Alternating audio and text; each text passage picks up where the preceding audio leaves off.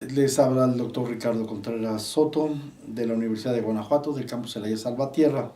Hoy vamos a hablar de cultura democrática, que tiene que ver con educación democrática, con aprendizaje democrático, que tiene que ver con los valores democráticos, que tiene que ver con las formas de participación democrática. Bueno, y esto es importante. Tenemos que verlo desde los procesos sociales, como hemos mantenido más o menos la línea, como qué prácticas, qué representaciones se van configurando de manera social en distintos campos y a través del tiempo en la reproducción social amplia de la sociedad. ¿Qué quiere decir esto? Que cómo se va construyendo la democracia, cuáles son sus mecanismos, quiénes son los actores, cómo se va dando la valorización de la participación, cómo se va aglutinando, cómo se va convocando. Entonces hay que ver más desde la perspectiva cultural este fenómeno. Bueno, en México tenemos una tradición de subordinación muy fuerte, pues a través de la colonia, y después la hacienda. Hubo sistemas de dominación fuertes donde hubo desigualdad social. Acuérdense que a los indígenas los obligaban a caminar en las calles porque no eran gente.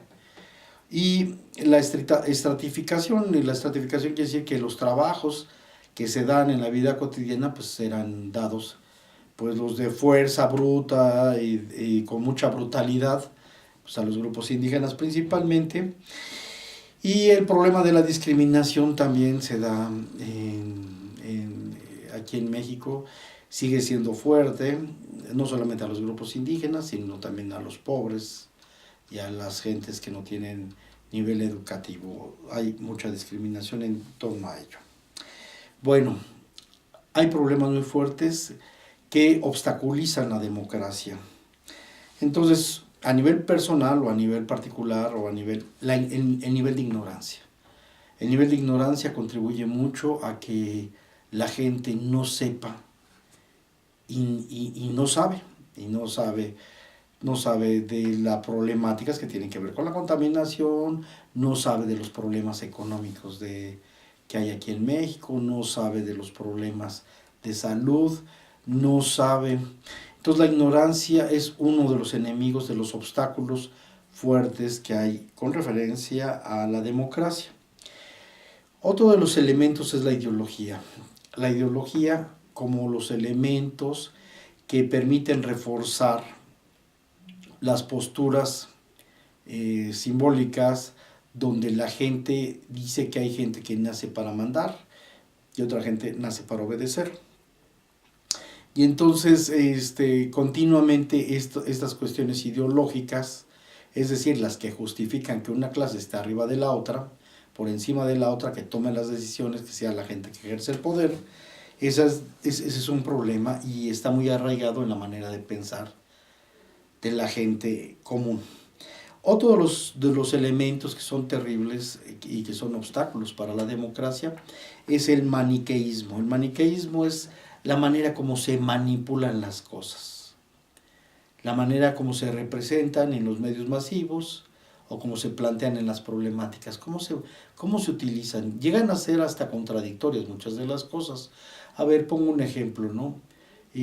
Ahorita Cataluña acaba de anunciar su independencia y maniqueamente dicen unilateralmente. Mentira. Primero porque son soberanos, cada pueblo es soberano. Si ellos tienen la posibilidad y han decidido y lo convienen así, la gente que que habita ese territorio, que habita ese lugar, y dice, ¿sabes qué? No me conviene o sí me conviene hacer esto. Eso es la actitud soberana. Y maniqueos dicen que es unilateral la decisión, y no es cierto, porque se supone que en ese posiblemente país hay diputados, a los diputados los eligieron, se supone, los eligieron. Y entonces, ¿cómo se manejan las cosas como si fueran antidemocráticos? Pero curiosamente no se cuestiona la monarquía. No se cuestiona la monarquía y pareciera ser que la monarquía es lo más democrática, ¿no? Yo pienso que si tiene algo antidemocrático España, es la monarquía y instituciones y las formas como se manifiestan la legitimidad del poder, ¿no? Entonces no es el artículo 150 o 155, es el problema fuerte de la toma de decisiones. Pero esa es la cuestión maniquea de cómo puedes utilizar algo incluso en el signo contrario de que representa. Bueno, están las ausencias, bueno, me regreso a México, están las ausencias de espacio, de conocimiento. No basta tener el conocimiento, es necesario los lugares donde está el conocimiento, no solamente las universidades, las casas de cultura, las casas jurídicas, las casas, los clubes, las asociaciones, la forma en que la gente debe de estar pensando, repensando, platicando, generando las cuestiones. Entonces, esa ausencia es terrible para la democracia. Otra ausencia es el que hay, es la de reconocer a las personas, reconocer a los grupos indígenas. Los grupos indígenas se les ha estado luchando y se les ha dado por la vía de, supuestamente, de la democracia parlamentaria, que busquen ahí espacios, pero no hay problemáticas específicas de los grupos indígenas y no hay reconocimiento de los grupos indígenas hasta la fecha.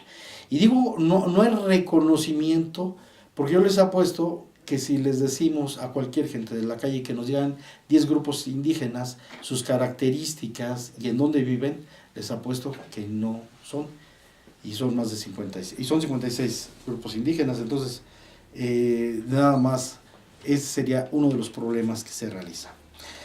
El otro de los problemas es las faltas de recreación. No nos recreamos, no hay lugar donde, bueno, sí hay un espacio ahí, pero necesitamos más formas de recrearnos, formas de ser, formas de divertirnos, formas de hacer catarsis, formas de volvernos a construir, por eso es recreación, de volvernos a construir, pensarnos de distinta manera, más allá del trabajo y la vida cotidiana. Entonces, estas ausencias son importantes, claro, le doy mayor peso a la ignorancia, al peso de la ideología.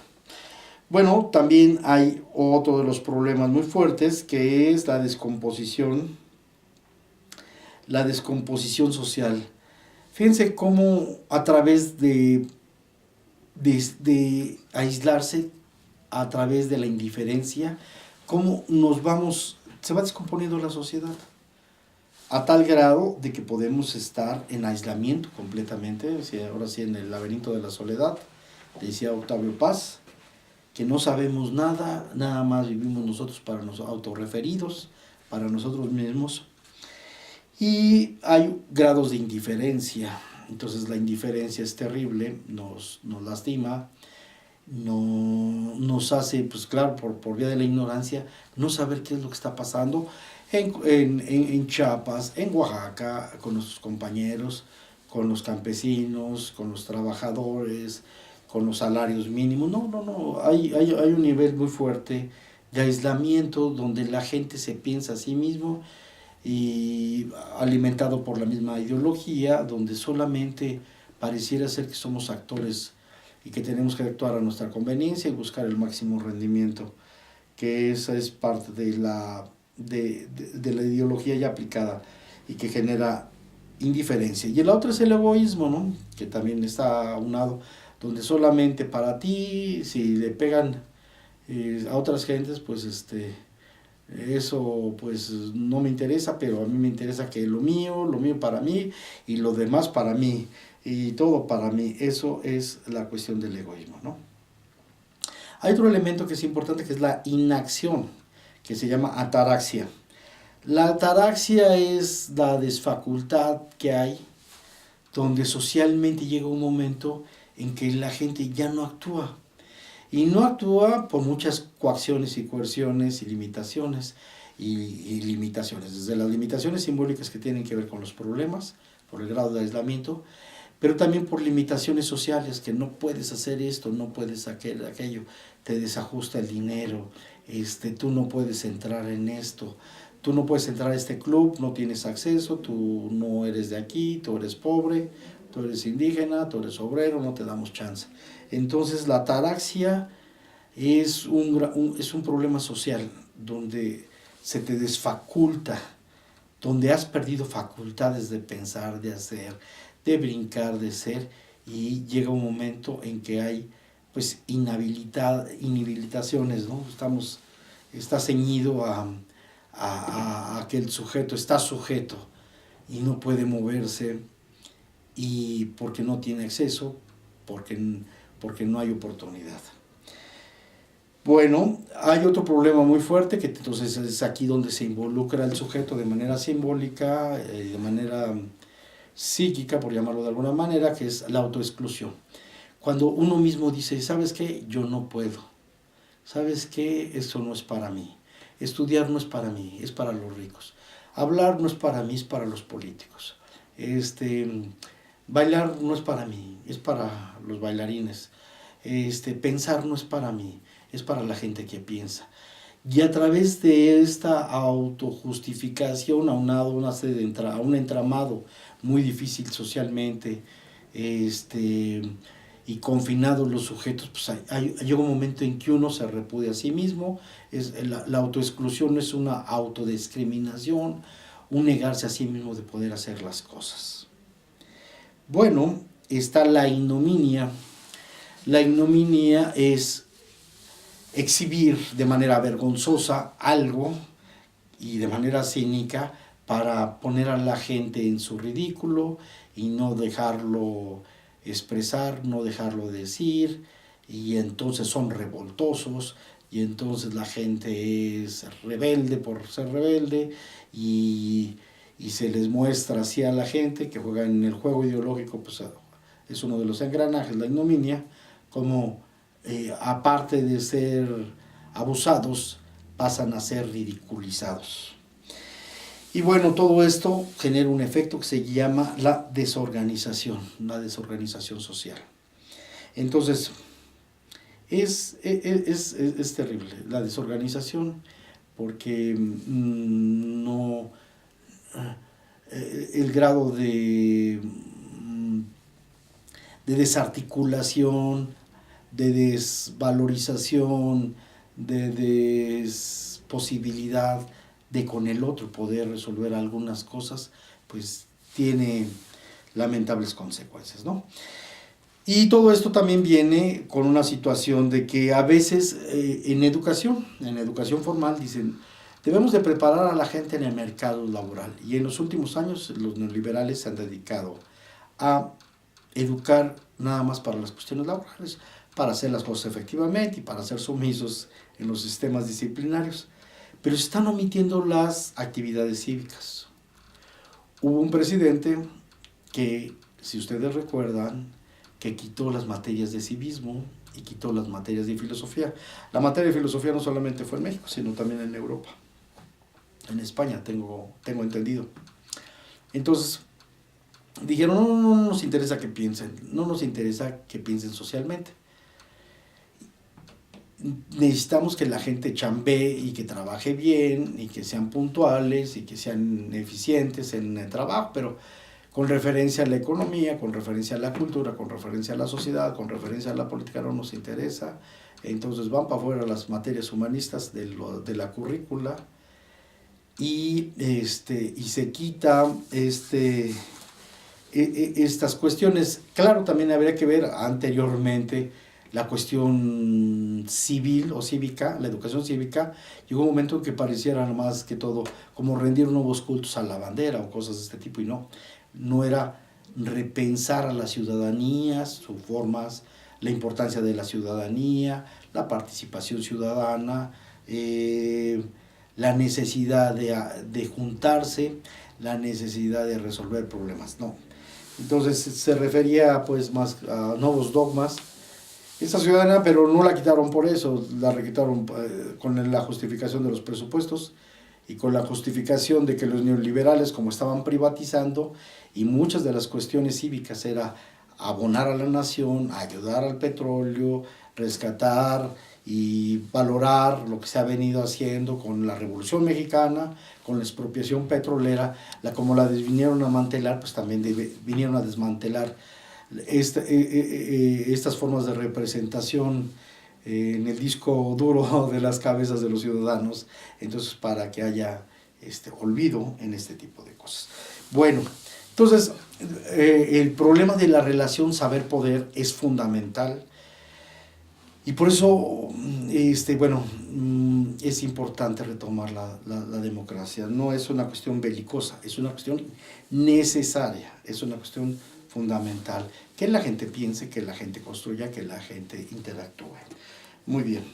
Bueno, hay tradiciones autoritarias, ya lo señalábamos aquí en México, y bueno, pues muchas de ellas vienen de tradiciones, ¿no? Tuvimos reyes, pero también hubo reyes de España, y esa rey donde un sujeto que se justificaba en una ley divina, porque era el que tenía la facultad de pensar, y entonces toda era la barregada, él era el pastor, y este tipo de cuestiones que afortunadamente en la República pues se vinieron abajo y en la lucha pues por la democracia.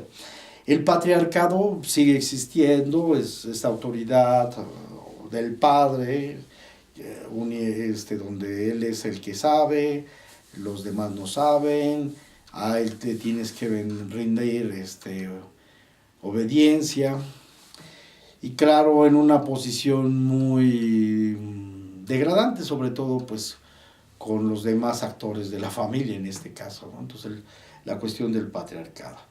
Las élites son un grupo de poder, pero no es un poder innato, es un poder que se da a través de las relaciones sociales, de las posiciones económicas y claro, del capital cultural. Son gente que están, algunas de ellas ilustrada, y que juegan en este entramado en la sociedad que tiene que ver con el poder económico, con el capital social.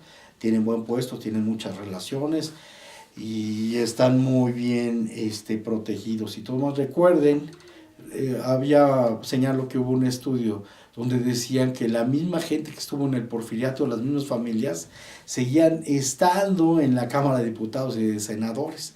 Son pequeños grupos ilustrados de gente rica y de pequeña burguesía, las que están ahí en el poder, y siguen siendo las élites de los pueblos, las élites de los partidos, las élites de la nación. Entonces, eso hay que ver.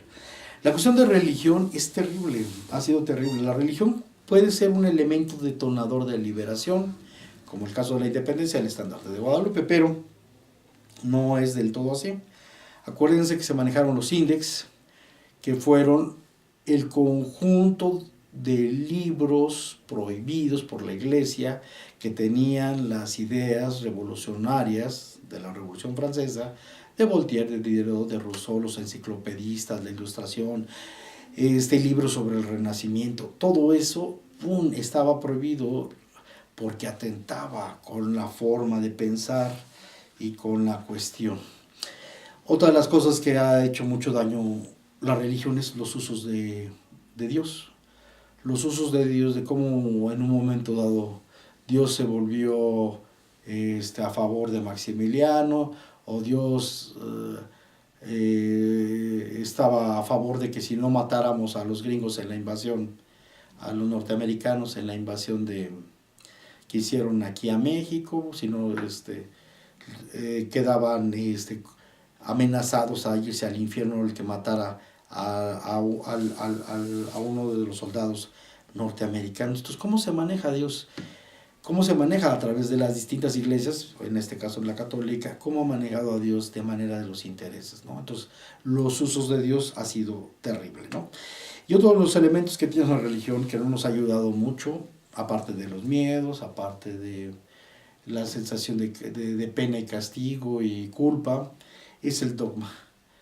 El dogma, el no poder cuestionar las cosas. Y al parecer las tradiciones de religiosidad protestante por lo menos pudieron cuestionar las cosas, a diferencia de las religiones católicas, donde rara vez se cuestionaba, ¿no? Entonces no hubo reforma y hubo una contrarreforma muy fuerte, y a veces en la contrarreforma se reforzó el dogma, la creencia y la disciplina en solamente pensar de esa y otras maneras. Afortunadamente, bueno, pues también al interno de las iglesias, los jesuitas, la teología de la liberación ha generado otros replanteamientos, ¿no? Entonces es importante pues ver estos elementos religiosos que lo tenemos en el disco duro de la cultura, en el chip de los discos duros, y que pues sí nos ha perjudicado, y que seamos autocríticos y que veamos. También, ya lo habíamos señalado, tenemos las tradiciones laborales subordinadas, que es el rollo de la hacienda, el cacique, que nos somete a través del capataz y de toda la fuerza, la humillación, la vejación que hay con la gente, la violación de manera arbitraria y justificada, y todas esas cuestiones que hizo la hacienda en la memoria colectiva que ha permeado históricamente. Así, el peonaje, los obrajes también nos han perjudicado, ya hablamos del obraje algunas de las otras veces. Bueno, hay un problema muy fuerte con referencia a la democracia, que es la usurpación de los técnicos a los ciudadanos. O sea, hay un momento en que sobre todo los gobiernos neoliberales quieren que los técnicos decidan lo que la ciudadanía debe de decidir. Y esto es un problema, claro, es un problema de saber y es un problema de decisión que solamente lo quiere usurpar, es decir, solamente lo quiere llevar a cabo los técnicos, y los técnicos económicos nos dicen qué es lo que debe de ser. O sea, nuestros bolsillos no importan, nuestra despensa no importa, nuestra hambre no importa para decir, oye, por ahí no es el camino.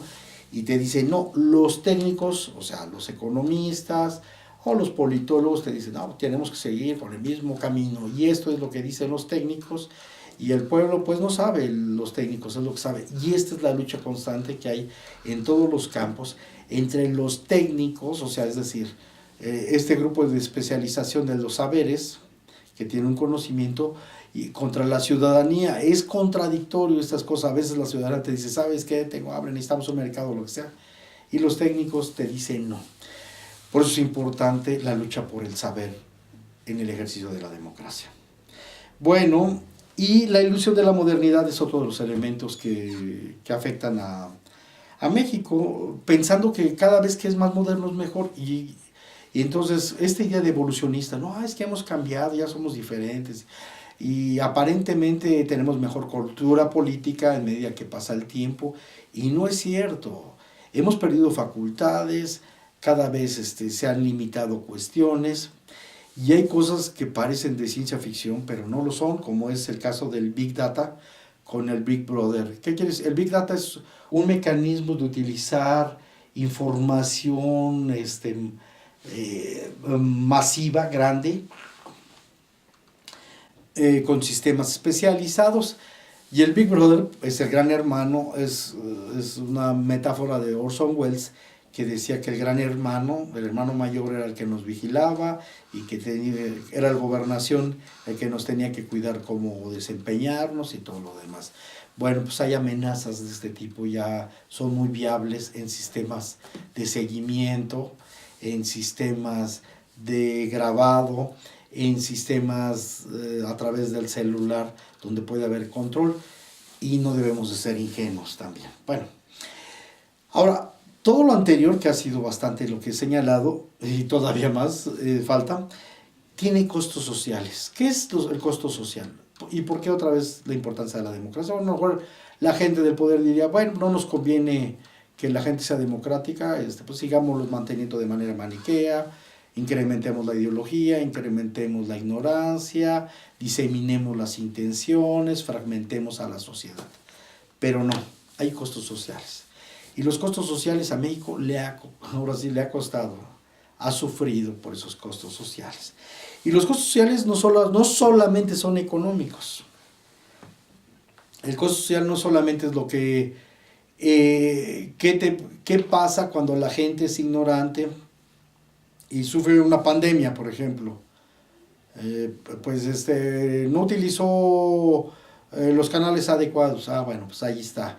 Y entonces cuando tú sumas el costo social es mucho mayor y empieza a haber problemas. Por ejemplo, la pobreza, tiene un costo social la pobreza. Entonces tú dices, no, pues es que ya les dimos para la canasta básica y ya les aumentamos el salario.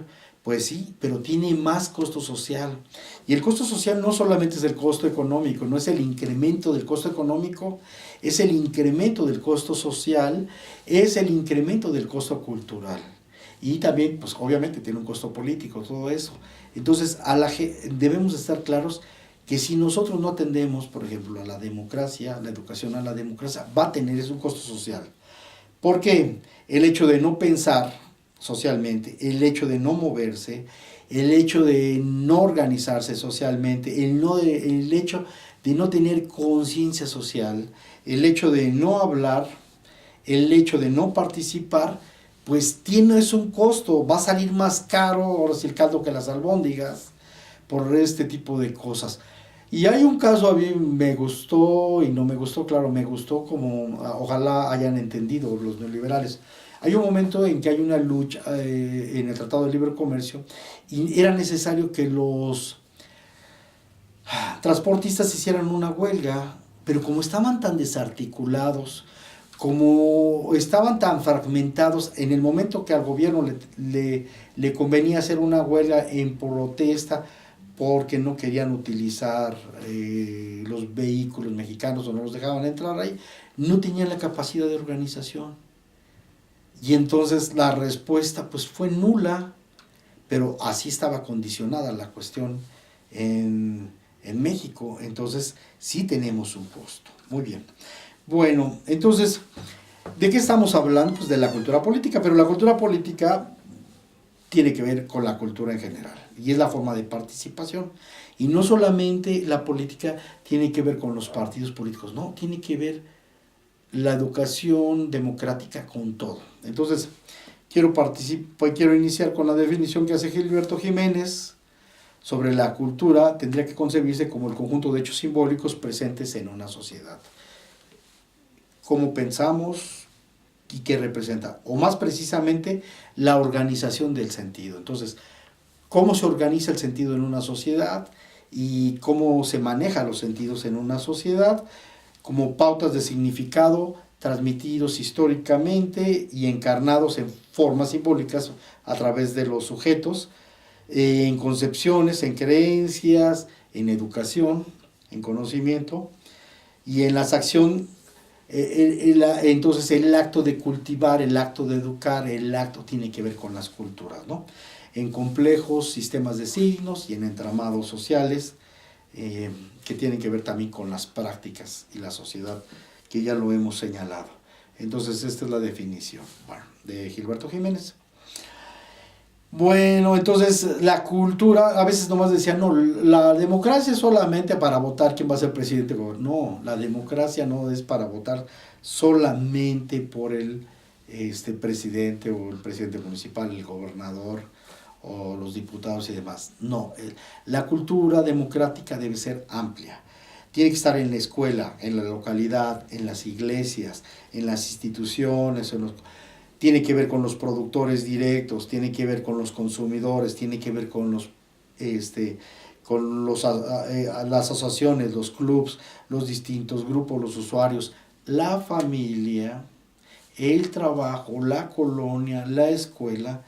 Entonces la cultura democrática no es solamente el acto de ejercer libremente el voto, no. Es el acto que tiene que ver con la participación social. Almond y Verba ya habían señalado esto, la importancia de la participación ciudadana en la cultura política que ellos manejaban anteriormente como cultura civil. Entonces, estamos de acuerdo, es importante la participación, ¿no? Y esto indudablemente no es nada más el decidir. Hay gente que dice, la cultura termina donde decide. No, la cultura va más allá, tiene que ver con la acción colectiva. No solamente qué es lo que tiene que ver con el sujeto que votas por él, sino qué es lo que vamos a hacer, qué es lo que la sociedad va a hacer, en dónde le va a entrar, qué problemas vamos a resolver. Y esto requiere a través de los procesos sociales algo que se llama identidad. Entonces, cuando nosotros participamos como padres de familia, en una escuela, como miembros de la colonia, colonos en un barrio, como ciudadanos, como gente de las iglesias creyentes, como consumidores, como productores, en los distintos campos tenemos una identidad, y a partir de esa identidad es importante irnos pensando, ir construyendo esa comunidad, el papel de la comunidad en los procesos de emancipación social. Bueno, ¿qué es la educación para la democracia? Bueno, es necesario primero entender la importancia de la democracia, pero no en sí, sino los fines. ¿Para qué? ¿Para qué nos juntamos? ¿Para qué se junta la gente? ¿Qué vamos a resolver? ¿Qué vamos a plantear? Eso es importante. Y puede ser el ejercicio democrático en pequeños grupos, como la familia, o en el grupo del salón, como grupos mucho más amplios. Es importante, es necesario estar consciente, y es necesario estar consciente socialmente. Consciente socialmente, saber dónde estamos parados, qué problemas hay, qué podemos hacer, cuál es el entramado, ¿no? Para ello necesitamos toda una educación, necesitamos saber escuchar al otro aunque no esté de acuerdo, porque a veces el costo social es que nos bloqueamos y a veces no le damos de antemano el prejuicio, no le da nada de razón, pero ni siquiera escuchamos a veces lo que se está planteando, cuáles son los argumentos, cuáles son las razones, ¿no? Bueno, esa es una de las cuestiones que se tiene que hacer, una educación civil para la democracia. La otra es cómo se reconoce la diversidad identitaria. ¿Cómo reconozco al grupo indígena? ¿Cómo sé de qué grupo es? ¿Cuál es su historia? ¿Cuál es su trayectoria? ¿Qué problemas ha tenido? Y cuando yo lo escucho, no lo niego en mi ignorancia, no lo prejuzgo. Escucho, trato de ver quién es el sujeto, lo reconozco y lo quiero conocer. Por eso es importante el diálogo democrático. Es necesario saber, el capital cultural, ya lo señalamos, es fundamental, es la parte fuerte que tiene que ver con el conocimiento. Entonces, es el conocimiento un capital muy importante para la democracia que tiene que ver con el saber. Es necesario plantear los problemas, expresarlos, verbalizarlos, argumentarlos de manera razonable y no estar chantajeando, no estar intimidando, ver cuál es la cadena de argumentación que van planteando en el ejercicio democrático los distintos actores. Es necesario, una vez que ya hayamos escuchado, ponernos de acuerdo, generar criterios para seleccionar o elegir. Uno de ellos a mí me gusta mucho, la lluvia de ideas tiene una serie de mecanismos, ¿no? En la lluvia de ideas nos sentamos todos en una mesa, planteamos el problema, hay una relatoría y se hace una síntesis, tratando de decir, bueno, y dónde estamos de acuerdo y dónde no estamos de acuerdo, para decir cuál es el problema. Pero en la lluvia de ideas escuchamos propuestas y se vale decir cualquiera. Claro, en la lluvia de ideas, en una primera fase se vale decir, claro, no se trata de decir disparates, pero hay cosas que pueden ser novedosas, hay cosas que pueden ser creativas y que nunca se han utilizado, y porque no se hayan utilizado no quiere decir que no sirvan. Entonces es importante en la lluvia de ideas darle espacio a la imaginación, abrir la mente a la imaginación de otras posibilidades de respuesta. Pero una vez que ya se verten, bueno, pues entonces ya se votan, pero no es como en el caso de la vida cotidiana, donde todavía ni habla alguien y ya lo están callando, ya le están diciendo, tú no sabes, mejor cállate tú, etc. No, en el ejercicio todos tienen que hablar y todos tienen que vertir. Y se tiene que escuchar con la razón, con el corazón y con todo. Se tiene que escuchar qué es lo que se tiene que decir a través, y estos son los mecanismos. Es necesario pensar de manera conjunta los problemas. Y recordemos, el problema, por lo general el problema económico no es mío, es de muchos. El problema cultural no es mío, es de muchos. El problema social no es mío, es de muchos. Entonces, dejar de pensar en el yo, en el nosotros. Y esto no es un acto de fe, es un acto de práctica que se tiene que hacer, ¿no? Es necesario discutir ante todas las posibilidades que pueda haber. Es necesario decidir sobre las mejores opciones. Bueno, y hasta aquí no termina la democracia. Es necesario actuar y participar. ¿Cuál es la acción colectiva? ¿Qué vamos a hacer? Ok, eso lo va a hacer el gobierno. ¿Qué vamos a hacer nosotros? Ok, eso lo va a hacer los particulares. ¿Qué vamos a hacer nosotros? Entonces en nosotros es importante ese actuar en la acción colectiva. Es fundamental en el ejercicio democrático y se le ha querido cortar y no. Es importante también que se involucre, que participe la sociedad. Es necesario pues que haya una división de trabajo y que haya seguimiento, eso, responsabilizarse, no nomás decir sí, sí, y ya, pues, ok, háganlo, no. ¿Qué es lo que nos toca a cada uno de nosotros? Y aquí tiene el aspecto ético juega un papel muy importante en la responsabilidad. Es necesario respetar la palabra, los acuerdos. Es necesario hacer balances sobre las decisiones, los alcances y las repercusiones que hay, porque también no se trata de que se petrifique en el mármol la palabra, podemos errar y podemos rectificar, ¿no? Es necesario reformular acuerdos y acciones en cuanto al avance, y esto de la soberanía, el grupo por sí mismo, y claro, el límite de ese grupo, qué es lo que puede hacer, hasta dónde se puede aventar o aventurar, y claro, con responsabilidad y comprometerse. Entonces, el rollo de la ciudad. Bueno, están los derechos económicos, sociales y culturales y colectivos que son fundamentales. Y que fíjense que llegó un momento que pareciera nada más que había derechos privados y el derecho público. Y bueno, como ha venido creciendo y en la situación actual del capitalismo, el ámbito público-social ha crecido más. Entonces hay productos que han enfermado a la gente, entonces tiene que ver con el ámbito público-social. Hay cuestiones que afectan carreteras que han sido privatizadas, que afectan a comunidades, entonces tiene que ver con el ámbito público-social. Es muy difícil ahora que se dé nada más lo privado por un lado y lo público por el otro lado, ¿no? Están altamente articulados y sobre todo por la concentración de riqueza y poder. Muchas de las decisiones que tienen que ver con el mercado, con la materia prima, con los animales, con la naturaleza, han afectado, ¿no? Entonces están los derechos económicos, sociales, culturales, que incluyen los derechos a la alimentación, a la vivienda, a la educación, a la salud, a la participación cultural, a la urbanización, al agua, al saneamiento y a las cuestiones ecológicas. Esto es importante, ¿no?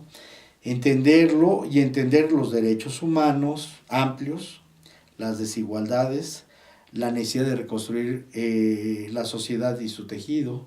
El feminismo ha venido siendo emergente, donde aparentemente en el ámbito privado nada más eran particulares, élites y corporativos, sobre todo corporativos, grupos indígenas en contraparte, ciudadanos, consumidores, medio ambiente. Entonces, este cuadro de los derechos se ha orientado incluso aún de los particulares porque afecta el ámbito público y social y que esto ha cambiado, bueno, lo queremos señalar.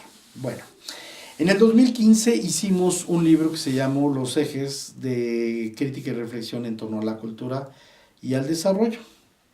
Y hubo un capítulo, bueno, pues que lo desarrollamos, que se llamó La cultura como estrategia, donde decíamos, es que, bueno, los actores pues pueden ser los indígenas, los trabajadores, los de la colonia Tres Guerras o X colonia, pero son los afectados, los involucrados, los demandados, los interesados.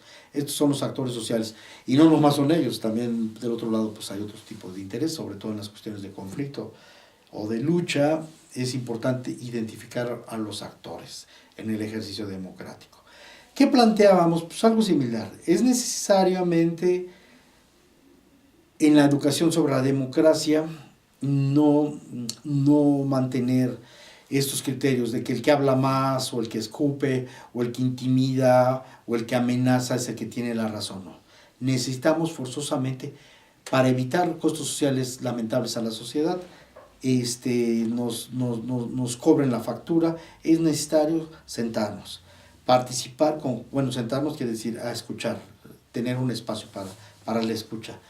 Participar conjuntamente, dialogar, escuchar, propiciar encuentros, intercambiar conocimientos y puntos de vista, experiencias, comprender las diferencias, descubrir los acervos que tienen los distintos actores, las riquezas culturales, ¿sí? Porque puede que alguien te diga y tenga una riqueza cultural, estoy pensando en los indígenas, claramente, ¿no?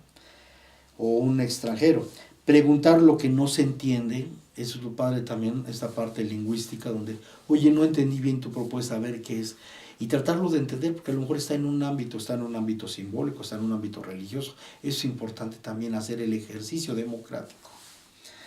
Buscar convergencias, involucrar, concientizar, reflexionar, preparar, persuadir a la gente, claro, las posturas deben de persuadir a la gente, no chantajearlas, no mentirles, convencer, valorar, diagnosticar, consultar, proponer, todos estos verbos, organizar, comparar, experimentar cosas, transformar, difundir, verificar, trabajar, experimentar, discernir, ponderar, entender las diferencias, evaluar, elegir, educar a las personas, perfilar, desideologizar, cerciorarse, exponer, armar las cosas, estructurarlas, desarrollarlas,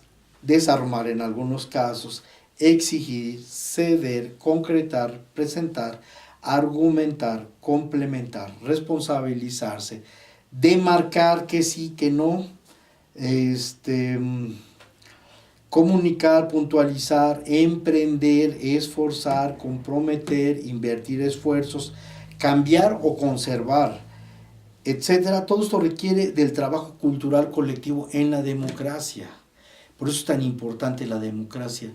Y necesitamos tener de manera informal y de manera formal educación para la democracia. Poder hacer este tipo de soluciones que se requieren de conocimientos técnicos en algunos casos, pero también que la ciudadanía se vaya involucrando, sobre todo en cuestiones que la afectan en su vida. Bueno, entonces eso fue en el 2015, ya íbamos planteando. Están las cuestiones axiológicas o también se le llaman deontológicas. Axiológicas son valorativas y deontológicas es el deber ser. Entonces tenemos que ser solidarios para la democracia, tenemos que ser buenas personas, amables, tenemos que generar aprecio por nuestros semejantes, la convivencia, llevarnos bien, tratarnos bien, generar confianza, pero no es confianza de fe ciega, no, que a través de los actos y de los hechos demostremos que estamos en la mejor disposición de hacer las cosas, ¿sí? Tenemos que generar comprensión, tenemos que compartir, tenemos que ser equitativos, tenemos que cooperar, tenemos que ser alegres. El estado anímico juega un papel muy importante, tenemos que apoyarnos, tenemos que ayudar, es el fin, ¿sí? Los buenos principios, el respeto, la unión, la solidaridad. Son parte del grupo de cuestiones que requerimos para desarrollar la cultura democrática. Bueno, la cultura va a tener distintos ámbitos, va a haber el aprendizaje, tanto formal como informal, las instituciones, las representaciones, las prácticas, donde se practica la democracia, pues en todos los espacios, ¿sí? Escuchamos, vemos en la casa, nos sentamos en la mesa, platicamos, y es un ejercicio de todas las mañanas, cada vez que se sienta, o los domingos que se sienta la familia, porque casi en la semana no se puede ver, o si se ve, el ejercicio de platicar, el ejercicio de explorar, de dar la voz a cada uno de ellos, es un ejercicio democrático. Yo agradezco mucho a mi familia por ello, a mi mamá en especial. Está la organización, la forma de organizarnos en la cultura y la creatividad. Bueno, tenemos que ver la participación ciudadana, las prácticas y representaciones en las actividades culturales, es muy importante. La sociedad de conocimiento tuvo que romper con la sociedad taylorista, para que también, la sociedad taylorista nomás quería ejecutores de tiempos y movimientos que hicieran tareas determinadas. La sociedad de conocimiento requiere de la experiencia y del conocimiento de los trabajadores y de otros actores más. Entonces se tiene que estar retroalimentando para hacer mejores procesos, mejores productos y mejores diseños. Eso es importante. Bueno, también tenemos que ver las representaciones en las actividades culturales, educativas que se dan y de aprendizaje en la educación, cómo se toma una decisión, cómo se presenta un planteamiento, cómo se presenta un caso, quién lo presenta, cómo se argumenta. Esto aquí en la educación formal es fundamental. El problema de las cuestiones y la creación tecnológica es sumamente muy importante. Es cómo vamos haciendo mejoramiento, los mecanismos del mejoramiento, puede ser a través de juegos, puede ser de manera, claro, lúdica en términos de creatividad y todo esto. El tejido del capital social juega un papel muy importante. Entonces, cómo nos comunicamos, cómo evitamos que se juegue a que se deformen las cosas, a que haya mecanismos de comunicación más certeros entre las gentes y no se juega el teléfono descompuesto en el tejido social. El imaginario, la creatividad. A mí me ha tocado ver grupos de arte que se juntan la gente y pueden ser de distintos músicos, pintores, escultores y demás, y cómo puede haber intercambio y cómo se pueden renovar formas de pensar, formas de sentir, nuevas demandas sociales, nuevas formas estéticas provocativas o creativas. Esto es importante y el imaginario juega un papel en estas formas de intercambio. Y no forzosamente tiene que ser algo muy pacheco, sino en el imaginario tiene que ver con las formas de experimentar y con la disposición de poder entender a los demás. Bueno, las prácticas y representaciones en las distintas actividades y la memoria y la construcción de identidad ya una vez que se haya constituido. No quiere decir un acta de constitución, no, sino cuando se van dando los grupos creativos, los grupos de chavos banda, cómo se pueden retroalimentar, cómo pueden tener acciones positivas en la sociedad. En el momento en que se refuercen, se les reconozca, se les valore lo que están haciendo por la sociedad, entonces fortalecen su identidad y puede haber elementos de reivindicación social necesarios. Bueno, en la cultura como en la estrategia planteamos primeramente están los actores sociales, ya cuando hay una voluntad de cambio, de capacidad de acción social, y por el otro lado pues se genera una entidad autopercibida. Por ejemplo, yo quiero ser de la gente que está contra la pobreza, entonces, ¿qué voy a hacer yo para participar contra la pobreza? ¿Con quién me voy a juntar? Y ya si me junto con varios, ¿qué es lo que vamos a hacer? Y todo eso es autopercepción. La heteropercepción es qué es lo que opinan, por ejemplo, otros grupos o otras gentes o otros actores de este grupo social, en este ejemplo, de la gente que está contra la pobreza o de la gente que está contra las adicciones. ¿Qué es lo que piensa, no? Eso es importante porque la identidad no nomás se construye a través de la autopercepción. Y es terrible cuando solamente la identidad se genera desde la autopercepción, sobre todo con los motes, o cuando dicen, ahí van los ilusos, ahí van los ingenuos. Esa es la heteropercepción. Entonces es una dialéctica que se da al interno del grupo y fuera con los demás actores sociales.